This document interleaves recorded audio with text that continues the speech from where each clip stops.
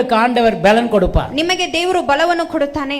நீங்க தேவனுடைய ஜனமா இருக்கிறபடினால், ನೀವು ದೇವರ ಜನರಾಗಿರುವುದರಿಂದ, நீங்கள் சோர்ந்து போகிற வேளையிலே, ನೀವು ಬೇಸರಿಕೆಗೆ பலவிதமான சோதனைகள் உங்களை சூழ்ந்து வருகிற வேளையிலே, ಹಲವಾರು ಶೋಧನೆಗಳು ನಿಮ್ಮನ್ನು ಆವರಿಸಿ ಬರುವಾಗ நீங்கள் பலவீனம் அடைந்து விடுகிறீர்கள். ನೀವು ಬಲಹೀನರಾಗ್ತೀರಾ. ஆண்டவர் உடனே உங்களுக்கு ஒரு பலனை கொடுக்கிறார். ದೇವರು ತಕ್ಷಣವೇ ನಿಮಗೆ ಒಂದು ಹೊಸ ಬಲವನ್ನು ಕೊಡುತ್ತಾನೆ. நம்முடைய தேவன் நமக்கு பலன் கொடுக்கிறவர். ನಮ್ಮ ದೇವರು ನಮಗೆ ಬಲವನ್ನು ಕೊಡುವವನು. ஹல்லேலூயா, ಹಲ್ಲೆಲೂಯಾ, ஹல்லேலூயா, ಹಲ್ಲೆಲೂಯಾ. எப்பேற்பட்டவர்களுக்கும் அருமையானுடைய சோர்வு வரும்.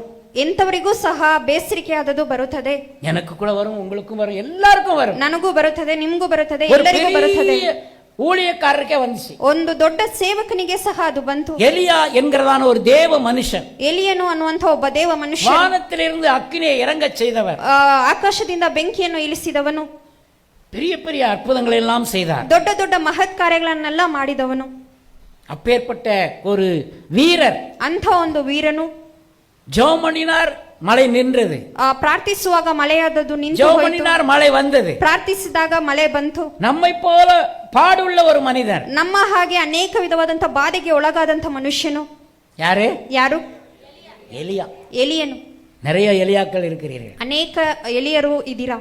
அவரை போல் நமக்கு பாடு உண்டு. ಅವರ ಹಾಗೆ ನಮಗೂ ಬಾಧೆಗಳು ಉಂಟು. பாடு இல்லாதவர்கள் யாரும் கிடையாது. ಬಾಧೆ ಇಲ್ಲದವರು ಯಾರು ಇಲ್ಲ.